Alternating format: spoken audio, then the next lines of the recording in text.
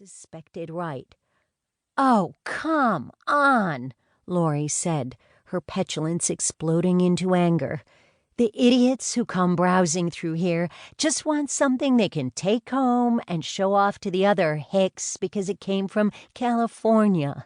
And believe me, they would never pay what it would actually cost to make this crap. Nobody actually cares who made it. Well, I do, and this is my business, so you can go ahead and pack up the crap, as you call it, and take it elsewhere." Lori was fully enraged now. She came out of the glorified booth that until recently had been her shop and pointed accusingly at the produce market at the other end of the hall. "Oh, so now you're all high and mighty with your purity? Where was all this when Orlin wanted to bring in the artichokes? Castroville is a lot closer than Bangladesh," Claudia said through clenched teeth. "And Orlin never lied to me or tried to cheat anyone. Look, I'm sorry, but it's my house and they're my rules.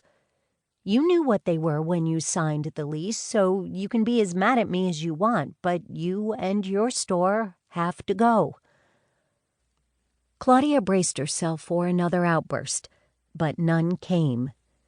Instead, Lori started wandering around the empty market like she was looking for inspiration in the jars of pickles or wheels of cheese. It was an hour after closing, and though people usually hung around for a while, Claudia was glad that everyone else had left. At least, she thought they had. But a flicker of motion in her peripheral vision had her worried.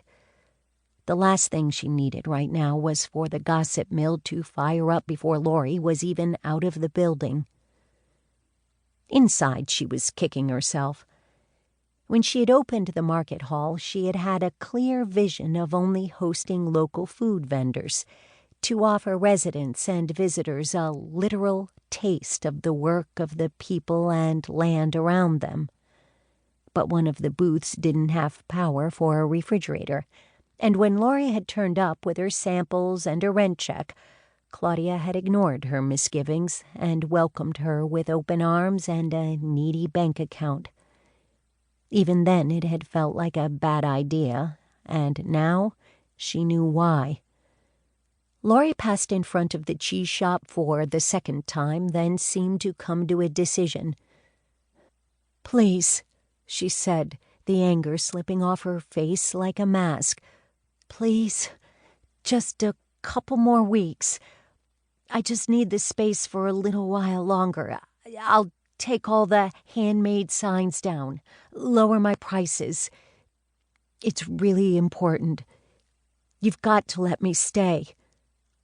"I'm sorry," Claudia repeated, "but this is my business, and I've got to enforce some standards. The whole point of people coming here is so they can get something local and authentic. If we don't have that, we have nothing."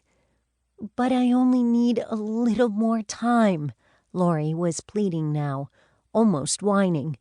"You have to." Claudia shook her head. 3 days. And no sales." Claudia escorted Lori to the door and locked it behind her. Not that it would make much of a difference.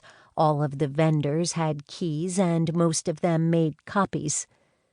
The best she could do was watch until Lori's car was out of the parking lot and hope her erstwhile tenant wasn't about to try anything more stupid than she already had. Claudia made a mental note to call a locksmith in the morning. She was about to leave when she remembered the impression she had had of someone else being in the building.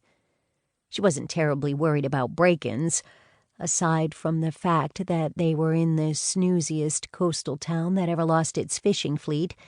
There was nothing to steal besides various food items and some inauthentic textiles. But a raccoon had snuck inside a few months back and raised havoc among the salamis, so she thought she had better go back and check. The market didn't have a lot of enclosed spaces. It was just a large rectangular building with a corridor down the middle.